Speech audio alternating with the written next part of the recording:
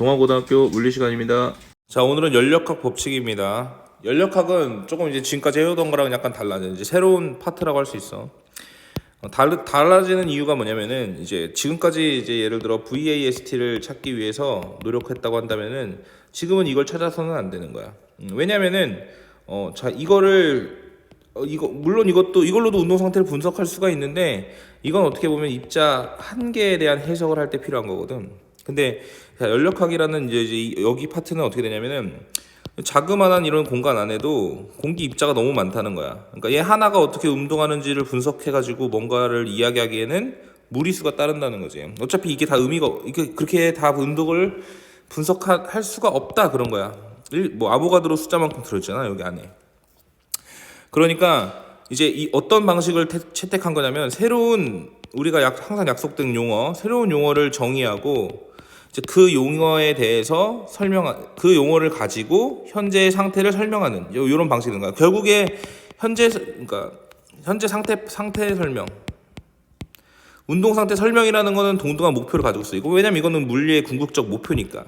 근데 그 상태 설명을 위해서 사용하는 방법이 VAST로 대답하거나 물어보는 거는 입자 한 개일 때 문제가 되는 거고, 이제 연력학 같이 이렇게 많은 입자를 다뤄야 되는 상황이 되면은 새로운 용어를 정의해서 그 용어로 대답한다. 자, 그 용어가 뭐냐면은 PVNT 요게 되는 거야. 이제 이걸 물어보고 이걸 대답하고 이걸 질문하고 이렇게 하는 거지. 그러니까 우리는 요거를 파악하는 게 바로 이제 연력학에서는 해야 될 일이 되는 거야. P는 바로 압력이 되는 것이고, 안 적어도 되겠지? 압력 뭐 이런 거. 그다음에 V는 부피, N은 개수, 입자의 개수, 그리고 뭐 여기서는 이제 몰수로 하겠지. 뭐 6.02 곱하기 뭐 이렇게는 쓰진 않을 테고, 몰수, 그러니까 1몰 뭐 2몰 이렇게. 그지? 한 개냐 두 개냐. 우리는 그걸 뭐 한 개, 두 개 이렇게 인식해도 돼. 사실은 물리에서는 뭐 0.5몰 이렇게는 잘 안 하니까. 그다음에 입자 개수 자체가 잘 안 바뀌어. 그러니까 어떤 화학에서는 이제 이 화학 반응 개수에 의해서 N이 바뀌는 경우가 굉장히 많은데, 이건 되게 물리에서는 많은 경우에 문제가 나오진 않아. N이 바뀌는 경우는. 그다음에 T 온도 이렇게 되는 거지. 그래서 여기서도 보면은 온도부터 정의를 시작하는 거야. 온도가 뭐다? 왜냐면 이제 이 용어를 정의해 놓고 이 용어들을 가지고 연력학을 공부할 거니까, 물체의 운동 상태를, 지금 현재의 상태를 설명할 거니까, 그래서 얘네들을 아는 것이 중요하다. 그래서 온도라는 거를 정의하는데 섭씨 온도 우리가 잘 알던 거고, 물리에서는 이제 절대 온도 사용하지. 절대 온도라는 거는 273도를 더해준 온도가 되는 거야. 그냥 단순히 수학적으로 그냥 이 숫자만 더해주는 거기 때문에 어떤 계산을 할 때 뭐 별 큰 무리는 없어. 그러니까 이 보통 현재 온도가 27도다 뭐 보통 이렇게 하지. 그래야지 더하면 딱 예쁘게 300이 될 테니까, 300 켈빈이 될 테니까. 그 온도라는 거는 얼마나 더운지 얼마나 차가운지에 대한 수치를 숫자로 나타내었다 이런 뜻이 되는 거야. 그지? 열이라는 거는 이제 일종의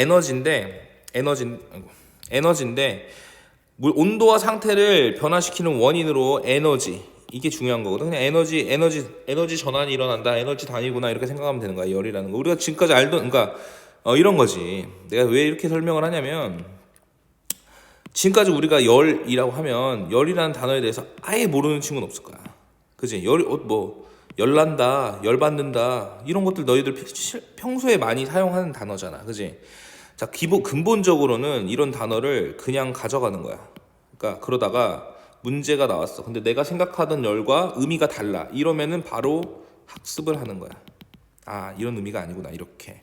예를 들어 속도, 속력, 내가 그냥 그동안 사용하던 단어가 있을 거 아니야. 그 느낌 그대로 가져가다가 내가 공부를 하고 문제를 풀어보는데 이게 내가 지금 알던 것과 뜻이 달라. 그러면 이거를 공부하는 거야. 이해됐어? 이렇게 채워가듯이 공부를 하는 게 제일 공부가 효과적이다. 그렇기 때문에 열이라는 것도 일단 에너지구나 이렇게 생각하고 가면 되는 거야. 그러니까 사실 꼼꼼하게 읽는다는 것 자체가 물리에서 그렇게 큰 의미는 없어. 왜냐면 문제를 풀고 본인이 모르는 걸 직면하고 이것을 해결해 나가고, 이 방식으로 공부하는 게 과학 공부에서 가장 좋거든. 넘어가 볼게. 열은 이동하는데 반드시 그 온도가 높은 물체에서 낮은 물체로, 이것도 그렇지 않나? 냄비를 내가 팔팔 끓는 냄비를 딱 잡았는데 내 손에 있던 열기가 그 온도까지 더해지지 않을 거냐. 라면물을 더 빨리 끓이고 싶어가지고 가스레인지에서 끓고 있는 냄비에다가 내가 손을 갖다 댄다?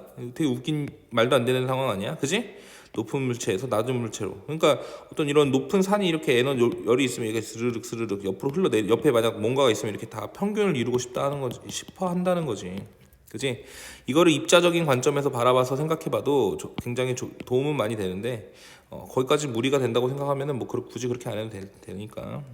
평형 상태라는 거는 그래서 에너지의 와리가리가 없다 이런 상황을 바로 평형이라고 말하지. 고온의 물체, 온도가 좀 더 높은 애하고 낮은 애가 있는데 두 개를 붙여놓으면 어떻게 되냐면 점점 어떤 하나의 똑같은 온도가 돼서 평형 상태를 이룬다는 거지. 됐지? 이렇게 두 개의 곡선의 개요가 다른 거는 비열 때문이지. 이를 얼마나 정확하게는 열 용량, 그지? 비열 곱하기 질량까지 포함된 열 용량으로 이게 정해지는 거겠지. 자, 됐고. 그 다음에 기체가 하는 일은 뭐야? 우리가 지금까지 배운 걸로 W는 Fs잖아, 그지? 여기 보면은 F를 힘을 갖다가 면적으로 나누면 그게 바로 압력이 되는 것이고, 그 다음에 A를 곱했으니까 A를 다시 여기다 곱하면 SA, 이게 바로 부피가 되는 것이고, 그래서 일 자체가 PV다 이렇게 알면 돼. 뭐 이 과정이 지금 내가 이거 뭐 하는 거야? 잘 모르면 W 기체에서는 P 곱하기 V. 왜냐면 우리는 어차피 PV를 찾을 거거든. 그러니까 어떤 상황에 이르든지 간에 여기 보면은 어떤 상황에 이르든지 간에 우리는 PV를 찾아낼 거야. 이게 왜냐면 이게 연력학의 목표니까. 이걸로 상태를 다 설명하니까. 그러니까 결국엔 PV를 찾아내는 게 목표가 되는 거고, 일이라는 건 이렇게 구하는구나 이렇게 알면 되는 거야. 자, 이제 다시 지금까지 한 거 한번 살짝 정리해 볼게. 그러니까 연력학이라는 거는 PVNT 요걸로 대답하는 거야. 주로 얘도 제외하고 요거 세 개를 대답하는 거야. 상태 1번이 있고 상태 2번이 있으면 여기에 PVT, 여기에 PVT를 찾는 게 바로 우리의 목표라는 거지. 요거를 찾아내는 게 목표야. 나머지는 이걸 찾아내고 나면은 나머지는 다 이제 그거에 해당되는 질문에 맞게 대답만 하면 되는 거야. 이해됐지? 이게 바로 우리의 목표다라는 거야. 알겠지? 운동 상태를 기술하는 방법이 PVT니까. 아까 뭔 얘기하고 있었지? 그래가지고 이제 두 번째로 하는 게 뭐냐면 여기 1번에서 2번으로 갈 때 과정. 이제 과정을 배워. 과정은 총 4개가 있잖아. 등, 앞, 등, 적, 등, 온, 단, 열. 이 각각의 경우에 대해서 어떻게 변화가 일어나는지, 어떻게 계산을 해야 하는지를 배운다. 먼저 이걸 파악해야 돼. 이거 파악은 주어질 수도 있고 파악해야 될 수도 있어. 어쨌거나 이거 파악하는 방법도 알아야겠지. 먼저 이거 두 개 찾은 다음에 이거 어떤 과정이지? 이렇게 파악하면 된다는 거야. 이거 주어질 수도 있고 그러면은 이건 예를 들어 등온 과정이구나. 그러면은 이렇게 계산하는구나. 이렇게 간다는 거야, 지금 순서가. 그래서 근본적으로 다 계산을 하고 나면은 두 번째 단계 뭐 연구기간 나오고 플러스 연구기간 나오고 플러스 뭐 효율 나오고 여기까지 하면 딱 끝이야. 효율까지 하면 딱 이제 연력학 끝나는 거야. 이렇게 해가지고 이제 연력학이 끝나는 거야. 이 각각의 과정 중에서 뭐 많아서 복잡해 보이지만 사실 얘네 두 명은 등합 등적은 뭐 너무 의미론적으로 너무 쉽고 적분도 없어서 그냥 이거는 금세 받아들일 수 있는 내용이고 시험에서도 물어보는 건 등온과 단열의 과정을 잘 물어본다. 근데 디테일한 계산 자체를 요즘에 잘 안 물어보는 것 같아서 걱정 안 해도 될 것 같아. 자, 일에 대해서 지금 방금 얘기해줬다. 그리고 여기 일은 원래 스칼라 값이지. 일은 스칼라 값이어서 방향이라는 게 없어. 방향이라는 게 없는데 여기서 플러스 마이너스가 있거든. 이게 바로 일을 받는다, 준다의 의미를 갖는다는 거예요. 열 출입의 의미를 갖는다. 됐지? 그 다음에 PV 그래프 굉장히 중요하겠지. 우리가 VT 그래프가 굉장히 중요했던 것처럼 VT로 다 대답할 수 있었던 것처럼 요 PV 그래프를 알아야 돼. PV 그래프를 알아야 돼. 이 PV 그래프가 굉장히 중요해. PV 알겠지? 이게 아까 얘기했던 거 압력이 일정한 등압, 그지? 등압 과정이고 그 다음에 여기서 이렇게 뭐 온도가 이렇게 일정하다 했으면은 똑같이 그래프 이렇게 되고 뭐 단열 과정도 비슷하게 그려지는데 이거 등온 과정인지 단열 과정인지 구분해 가지고 알면 되는 것이고. 그래서 각각의 과정을 아까 얘기했던 각각의 과정을 판단하고 그거에 맞는 계산을 하면 되겠다. 됐고. 그 다음에 넘어가 볼게. 이게 너무 처음에 아까도 얘기했지. 너무 처음에 디테일하게 읽으려고 하지 마. 잘 모르니까. 내부 에너지. 자, 내부 에너지라는 게 있는데 내부의 에너지가 얼만큼 있느냐거든. 운동 에너지와 포텐셜 에너지의 총합인데 입자들 간의 거리의 상호작용을 이상기체는 무시하거든. 그래서 거의 포텐셜 에너지를 여기 나오네. 포텐셜 에너지를 무시하게 돼. 그러니까 운동 에너지가 곧 에너지라고 얘기하고 이거의 차원 개수. 차원 개수 좀 어렵나? 얘가 예를 들어 X축, Y축, Z축으로 달릴 수 있으면 세 가지 경우의 수가 있는 거지. 나중에는 여기서 뭐 입자가 이원자 입자의 경우에는 이렇게 회전하는 방향에 따라 가지고 두 가지 에너지가 또 존재하고 병진 운동까지 뭐 디디디디디 진동 운동까지 고려하면 세 개 해가지고 총 여섯 가지의 에너지 형태가 이원자에서 가능. 보통 단원자를 따지자면 요 세 개밖에 없는 거야. 단원자를 따지자면. 차원에 따라 에너지가 달라지는데 자 이거 지금 내가 한 말 이해 못했으면 그냥 이해 안 해도 된다. 지금 알아야 되는 거는 이 내부 에너지라는 게 곧 운동 에너지고 내부 에너지는 우리가 아까 고려했던 것 중에 T 온도 T로 대답한다는 것 이것만 알면 돼. 내부 에너지가 크다는 건 내부의 에너지가 되게 높네. 내 에너지가 크다는 건 온도가 높다는 뜻이 되는 거야. 온도가 낮다는 건 반대로 내부 에너지가 적다라는 뜻이 되는 거고. 됐지. 그리고 뭐 똑같이 여기서도 보면은 여기 밑에 한번 잘 읽어봐라. 한번 보면은 뭐 평균 에너지가 나오는데 이거 한번 읽어보면 좋아. 아까 얘기했던 이제 입자 수와 관련된 내용이 잠깐 적혀 있는 거니까 한번 보면 되겠고. 1법칙이 나오는데 1법칙은 되게 중요한 이제 아까 말했던 그 과정. 아까 여기 말했던 이 과정에서 어떻게 계산할 것이냐에 대한 이제 대답을 하기 시작한 거야. 얘가 1법칙인데 바로 여기 있지. Q는 W 플러스 델타 U 이거 외워줘야겠지. 무조건 외워야겠지. Q라는 건 열량. 내가 어떤 열량 에너지를 가하게 되면은 W 일을 할 수도 있고 받을 수도 있겠지. 걔 입장에서는 일을 밖으로 할 수도 있고 뭐 안으로 할 수도 있겠지만 대부분 다 밖으로 하니까 플러스 W라는 일을 하고 그리고 그 남은 또 에너지가 어디 쓰이냐면은 여기 내부 에너지의 변화량. 아까 내부 에너지 방금 전에 보였어. 온도가 변하면서 팽창한다. 그러니까 이런 거 간단하게 생각해 보는 거야. 공에다가 열을 가하면 어떻게 돼? 부풀어 오르면서 여기 온도가 오르면서 내부 에너지 증가했지. 뜨거워지겠지. 그러니까 부풀어 오른다는 게 뭐야? 일한다는 거고 뜨거워진다는 게 뭐야? 내부 에너지가 증가한다는 거야. 부풀어 오르면서 내부 에너지가 증가한다. 됐지? 1법칙이 바로 이걸 얘기하고 있어. 열량을 가하면은 있잖아. W하고 델타 U 그러니까 내부 에너지 변화량만큼 된단다. 이런 뜻이 되는 거야. 플러스 마이너스 뭐 열출입 감소 찍혀 있는데 별로 안 중요하다. 하면서 보면 돼. 일종 연구 기간이라고 나오지. 여기 일종 연구 기간 예시가 나오는데 쇠구슬을 놓으면 또르르 떨어진다는 거야. 근데 자석이 있으니까 다시 자석의 인력 때문에 대구르르 올라오고 다시 또르르 내려가고 이게 무한 반복하니까 무한 동력이라 이거지. 불가능. 그지? 왜냐면은 갈 때는 그럼 뭐 자석이 안 땡기냐? 에너지 분명히 마찰이라는 게 있고 손실이 있겠지. 어쨌거나 이런 형태로 디자인된 애들을 뭐라고 하냐면 일종 연구 기관이라고 하는데 불가능하다 이런 얘기를 하고 있는 거야. 알겠지? 그다음 넘어가 볼게. 과정 중에서 등합 과정, 등적 과정 이제 나오지. 아까 내가 말했던 네 가지의 과정이 나오게 되는데 내가 무엇을 잘못했을까? 등합, 등적, 등온, 단열. 등합이라는 건 압력이 일정하다. 등적이라는 건 부피가 일정하다. 등온이라는 건 온도가 일정하다. 단열이라는 건 열 출입이 전혀 없다. Q가 없기 때문에 W 자체가 델타 U를 만들어낸다. 이런 거야. 자 여기도 뭐 꾸준히 뭐 자기 읽어보고 싶으면 읽어보는데 이거 다 읽어본다고 아는 것도 아니고 안 읽어본다고 모르는 것도 아닌 것 같아. 문제를 풀면서 생각하는 게 가장 중요한 것 같아. 자 보자. 그래서 단열 팽창의 관계 이것도 그냥 지나가서 나중에 계산할 때 내가 어떻게 해야 되지 고민해 보면 된다. 왜냐면은 이거 무슨 뜻 내가 그렇게 하면 된다는 게 무슨 뜻이냐면 예를 들어 등압 나왔어. 그럼 분명히 얘가 질문을 할 때 일 얼만큼 했어 물어볼 거란 말이야. 그러면 일은 뭐야? W는 FS. 그럼 얘는 PV 여기까지 공부했잖아.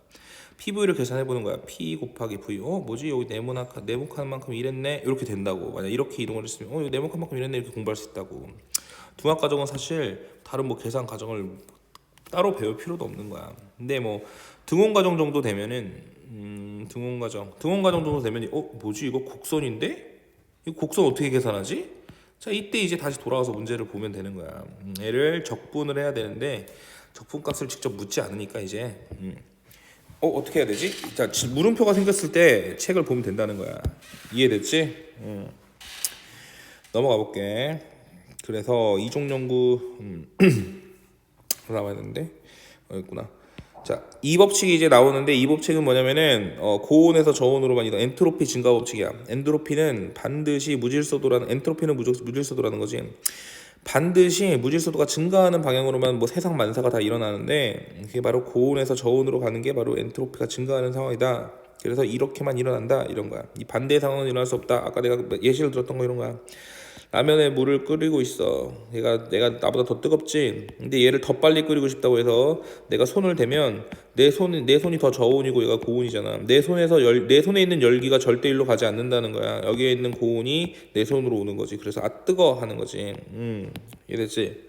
그래가지고 이종 연구 기간이라는 게 나오는데 아까 1종 연구 기간하고는 다르게 이종 연구 기간은 뭐냐면은 연료를 봐봐 여기 읽어볼게. 그러니까 이런 걸 물어봐 시험에서 1종 연구 기간에 위배된다, 2종 연구 기간에 위배된다 이런 식으로 하거든. 그림 보여주고 연료를 사용하지 않고 해수 에너지를 발생한 엔진을 한다. 차가운 물을 데워서 내보낸다. 이게 말이 되냐 지금? 엔진이 더 뜨거운데 물에 있는 열기를 뺏어가지고 얘가 동력을 받아낸대. 봐봐 이거 이 법칙에 위배됐지? 이렇게 아이디어를 내는 거를 이종 연구 기간이라고 말하고 이종 연구 기간은 불가하다 이렇게 얘기하는 거야. 됐지? 열 기간과 효율 좀 다음 시간에 좀 더 읽어볼까? 효율이라는 거 그냥 하자. 효율이라는 거는 이렇게 얼마나 효율이 되냐 내가 W 내가 일을 한 거 중에서 Q1, Q2 얼만큼 일을 하냐 이런 뜻이거든. 또 효율을 이제 나중에 가면 효율을 물어보는데 효율을 얘기하도록 하고 열 효율이 100%인 기관은 당연히 만들 수 없다 이런 얘기하고 그 다음에 열 효율이 최대인 기관을 카르노 기관이라고 말하는 거야. 그래서 카르노 기관의 특징은 뭐냐면은 얘를 Q1, Q2라고 적혀있지. 근데 얘를 T1, T1-T2 이렇게 적어도 돼. 이게 카르노 기관이다 문제에서 이렇게 나오면 그 말이 무슨 말이냐면 효율을 물어볼 건데 있잖아 이렇게 계산하지 말고 이렇게 계산해 이런 뜻이야. 알겠지? 그리고 카르노 기관의 의미는 뭐냐면 효율이 최대인 기관 이렇게 생각하면 되는 거야. 됐지? 카르노 기관 뒤에 나오네. 여기 나오네. 이렇게 나온다. 자, 이제 여기서부터 문제를 좀 풀어봐. 보면은 내부 에너지 물어보지, 온도 물어보지, 평등 에너지 물어보지. 사실 이거 다 T 물어본 거야. 똑같은 거. 외부에 일을 한다. W 물어봤지, 압력 P 물어봤지, 내부 에너지 변화량 또 T 물어봤어. 그지? 야, 똑같은 거 계속 물어보는 문제라는 거야. 뭐 여기서 보면은 일을 한다. 내부 에너지를 물어봤고, 온도가 내려갔다. 다 지금 이것도 온도 물어본 거야. 일을 한다. W 물어봤고, 이거 W 물어봤다는 거는 Q는 W 플러스 델타 U 뭐 이런 거 물어본 거겠지. 이런 거 한번 생각해 보면 되는 거고. 내부 에너지 물었으니까 온도 차이 물어봤고. 이런 식으로 한번 쭉쭉 한번 대답해 보고 나가는 걸로 합시다. 문제는 다음 시간에 한번 좀 더 풀어보는 걸로 하고 각자 이제 부족한 부분이 있으면 좀 생각해 보고 문제도 미리미리 풀어보면 좋을 것 같아. 문제를 풀면서 익히란 말이야. 학습. 됐지? 네, 다음에 또 한번 생각해 봅시다.